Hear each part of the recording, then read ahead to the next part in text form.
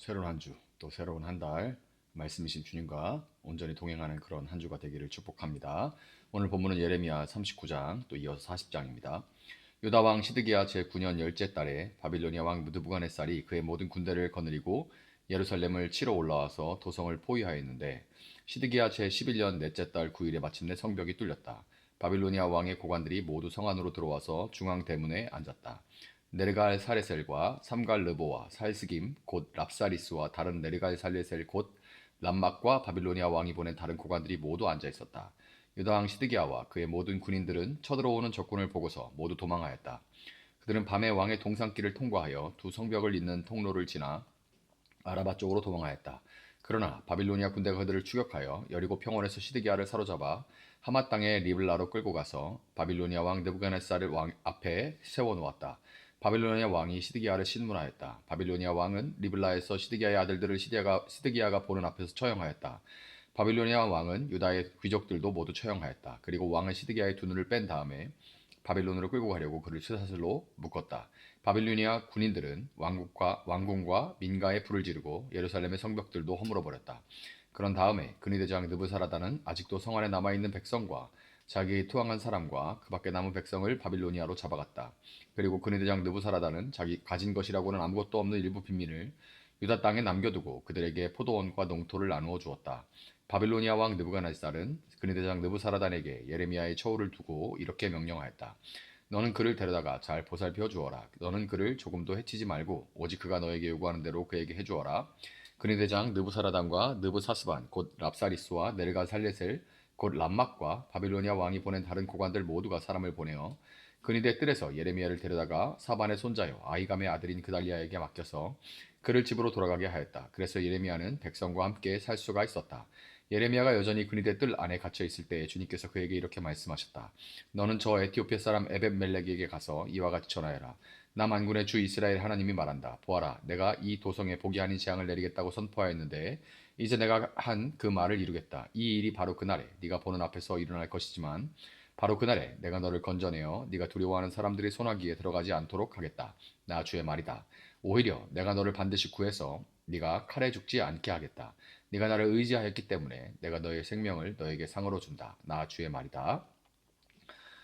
근위대장 느부사라단이 라마에서 예레미야를 석방한 뒤에 주님께서 예레미야에게 말씀하셨다. 그때 예레미야는 바빌로니아 포로로 끌려가는 예루살렘과 유다의 모든 포로와 함께 수갑을 차고 끌려가고 있었다. 근위대장은 예레미야를 데려다 놓고 이렇게 말하였다. 그대의 하나님이신 주님께서 이곳에 이런 재앙을 내리시겠다고 말씀하셨는데 이제 그대로 하셨소. 주님께서 말씀하신 그대로 하신 것이요. 그대들이 주님께 죄를 짓고 그분의 말씀에 순종하지 않았기 때문에 그대들이 이런 재앙을 당한 것이요. 그러나 이제 보시오. 내가 지금 그대의 두 팔에 채워진 수갑을 풀어주겠다. 그대가 만일 나와 함께 바빌로니아로 가는 것을 좋게 여기면 함께 가십시다. 내가 그대를 보살펴 주겠소. 그러나 나와 함께 바빌로니아로 가는 것을 좋게 여기지 않으면 가지 않아도 괜찮소. 이 땅 어디든지 그대가 보기에 적당하고 마음에 드는 곳이 있으면 그곳으로 가시오. 예레미야가 아직 돌아가려고 하지 않으니까 그는 말을 계속하였다. 그대가 이곳에 머물기를 원하면 사반의 손자여 아이감의 아들인 그달리아에게로 돌아가서 그와 함께 동족과 더불어 사시오. 그는 바빌로니아 왕께서 유다 땅에 총독으로 세우신 사람이요. 그것도 싫으면 어디든지 그대가 보기에 적당한 곳으로 찾아가시오. 이렇게 말하면서 근위대장은 예레미야에게 길에서 먹을 양식과 선물을 주어서 보냈다. 예레미야는 미스바로 가서 아이감의 아들 그달리아를 찾아가 그와 함께 그 땅에 남아있는 동족과 더불어 살았다. 들판에서 부하들과 함께 있는 군 지휘관들은 바빌로니아 왕이 아이감의 아들 그달리아를 이 땅의 총독으로 삼고 남자와 여자와 어린 아이들뿐 아니라 그 땅의 빈민 가운데서 바빌로니아로 끌려가지 않은 사람들을 그에게 맡겼다는 소식을 듣고 미스바로 와서 그달리아를 만났다. 그들은 느다니아의 아들 이스마엘, 가레아의 두 아들 요하난과 요나단, 다누멧의 아들 스라야, 느도바 사람 에베의 아들들, 마아가 사람의 아들 여사냐와 그들 각자가 거느린 부하들이다. 그때 사반의 손자요 아이감의 아들인 그달리아가 지휘관들과 그들의 부하들에게 이렇게 맹세하였다. 여러분은 바빌론 사람 섬기는 것을 두려워하지 마시오. 여러분은 이 땅에 살면서 바빌로니아 왕을 섬기시오. 그러면 모든 일이 다 잘 될 것이오. 나는 미스바에 머물면서 우리를 찾아오는 바빌로니아 사람 앞에서 여러분의 대표자로 나서겠소. 그러니 여러분은 어느 성읍이든지 차지하고 거기에서 포도주와 여름 과일과 기름을 모아 여러분의 그릇에 저장하면서 살도록 하시오. 모압과 암몬의 자손과 에돔과 그 밖 여러 나라에 흩어져 있는 모든 유다 사람도 바빌로니아 왕이 유다 땅의 사람들을 남겨두었으며 사반의 손자여 아이감의 아들인 그달리아를 그들의 대표자로 세워놓았다는 소문을 들었다. 그래서 흩어져 있는 유다 사람들도 모두 자기들이 살던 곳에서 돌아와서 유다 땅 미스바의 그달리아에게로 갔다. 그리고 그들은 포도주와 여름 과일을 아주 많이 모았다. 그런데 가레아의 아들 요하난을 비롯하여 들판에 있는 군지관들이 모두 미스바의 그달리아에게 와서 그에게 이렇게 말하였다. 암몬 사람의 왕 바알리스가 총독님의 목숨을 빼앗으려고 느다니아의 아들 이스마엘을 보냈다는 것을 전혀 모르고 계십니까? 그러나 아이감의 아들 그달리아는 그들의 말을 믿지 않았다. 그 뒤에 가레아의 아들 요하나는 미스바의 그달리아에게 은밀히 이렇게까지 말하였다. 제가 아무도 모르게 가서 느다니아의 아들 이스마엘을 죽이겠습니다. 허락해 주십시오. 그가 총독님을 살해하면 지금 총독님께 모여 있는 모든 유다 사람이 다시 흩어지고 이렇게 살아남은 유다 사람들마저 멸망하고 말 것입니다. 그러나 아이감의 아들 그달리아는 가레의 아들 요한에게 이렇게 대답하였다. 그대는 그런 일을 해서는 안 돼요. 그대가 이스마엘에 대하여 한 말은 사실일 리가 없소. 아멘. 자, 오늘 우리가 대하는 이 본문은 유다 왕국이 마침내 바빌론의 손에 완전히 무너지는 참혹한 역사적 현장을 다루고 있습니다. 11년 동안 이어졌던 시드기야의 통치는 예루살렘 성벽이 뚫리고 무너짐과 동시에 비극적인 종말을 맞이하게 되었습니다. 예레미야 39장 1절에서 3절은 바빌론의 고관들이 예루살렘의 중문에 앉았다 이렇게 기록을 하고 있습니다. 이곳은 본래 유다 왕이 재판을 하고 위험을 떨치던 그런 자리였어요. 그러나 이제 그 자리는 이방인의 차지가 되고 말았습니다. 인간의 영광이 영원할 것 같던 그런 자리에 심판의 주권자가 앉으신 것입니다. 이는 하나님을 떠난 권력이 얼마나 허망한지를 여실히 보여주고 있는 거예요. 성전은 불탔고 왕의 두 눈은 뽑혔으며 다윗 왕조의 등불은 꺼져버린 것처럼 보입니다. 그러나 이 어두운 심판의 골짜기 한가운데서도 하나님의 세밀한 은혜는 멈추지 않았어요. 예레미야 39장 11절 이하를 보면 예레미야는 침략자인 이 바빌론 군대로부터 선처를 받게 됩니다. 그는 친 바빌로니아파로 분류되어서 오히려 자유를 얻게 되죠. 아이러니하게도 하나님의 말씀을 전했다는 이유로 동족들에게는 매를 맞고 구덩이에 갇혀져서 죽으라고 던져졌죠. 그런 신세가 되었던 예레미야가 이방 군대의 손에 보호를 받게 된 겁니다. 하나님은 당신의 신실한 종을 가장 예상치 못한 방법으로 지켜주시는 그런 분이신 거죠. 특히 18절에서 우리는 귀한 약속을 발견하게 되는데 구덩이에서 예레미야를 건져냈던 에티오피아 사람 에벤멜렉에게 하나님은 내가 너의 생명을 너에게 상으로 준다라고 말씀을 하세요. 개역개정어는 이 부분이 네 목숨이 너에게 노량물을 얻음같이 되리라 이런 말씀을 주세요. 이는 고대 전쟁 용어로서 겨우 목숨만 네가 부지하게 될 거다라는 의미입니다. 화려한 어떤 전리품은 없을지 몰라도 생명 그 자체가 가장 큰 보상이 될 거라라는 그런 선언입니다. 그 이유가 중요한데 네가 나를 의지했기 때문에 이게 이유예요. 네가 나를 의지했기 때문에. 에벤멜렉은 예레미야의 메시지를 하나님 말씀으로 믿고 목숨을 걸어서 예레미야를 구덩이에서 건져주는 그 도움을 예레미야에게 베풀었던 겁니다. 그 말씀이 정말 하나님의 말씀이다라고 믿었던 거죠. 의지한 거예요. 심판의 한복판에서 우리가 얻을 수 있는 가장 고귀한 노량물은 바로 생명입니다. 세상의 가치관으로 볼 때 겨우 목숨만 부지하게 된 것, 그 목숨만 건진 것은 초라해 보일 수 있을지 모르지만 하나님께서는 그 생명을 구원하신 것을 최고의 은총이라 여기십니다. 이 지점에서 우리는 복음의 정수인 예수 그리스도를 만나게 됩니다. 유다의 멸망이 죄에 대한 하나님의 공의로운 심판이었다면 우리 역시 죄로 인해서 영적인 예루살렘이 초토화되고 심판의 중문 앞에 엎드러져야 될 그런 사람들이었습니다. 예수님은 우리의 영적인 중문에 앉으셔서 정죄하시는 대신 스스로 심판의 자리에 내려가셨습니다. 그분은 십자가에서 모든 것을 다 노략질 당하셨죠.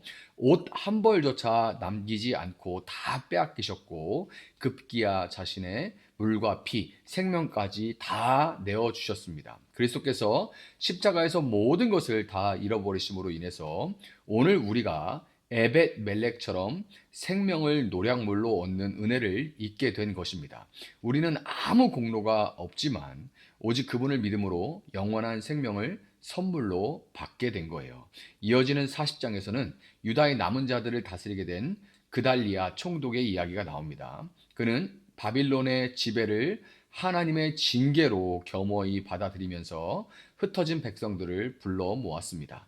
그들을 섬겨라. 그러면 너희에게 유익하리라. 이 그달리아의 메시지는 패배주의가 아니라 하나님의 주권 앞에 낮아지는 영적인 지혜였습니다. 그는 자신을 찾아오는 자들을 기꺼이 맞이하며 공동체의 회복을 위해 애를 썼어요. 이것이 심판후를 살아가는 성도의 마땅한 자세입니다. 그러나 안타깝게도 이스마엘을 중심으로 한 강경파들은 인간적인 자존심과 정치적인 야욕에 사로잡혀서 그달리아를 죽일 음모를 꾸밉니다. 그들은 하나님의 뜻보다 자신의 명분과 분노를 더 중요하게 여겼어요. 그달리아는 요하난의 경고를 믿지 않을 정도로 사람을 신뢰하고 포용하려고 했지만 결국 인간의 죄성은 그 선의를 짓밟으려고 했습니다. 이 비극적인 갈등 속에서 우리는 여전히 불안정한 인간의 통치, 그 한계를 보게 됩니다. 진정한 그달리아, 흩어진 자들을 모으고 원수까지도 품으시는 참된 지도자는 바로 예수 그리스도 한 분뿐이신 거예요.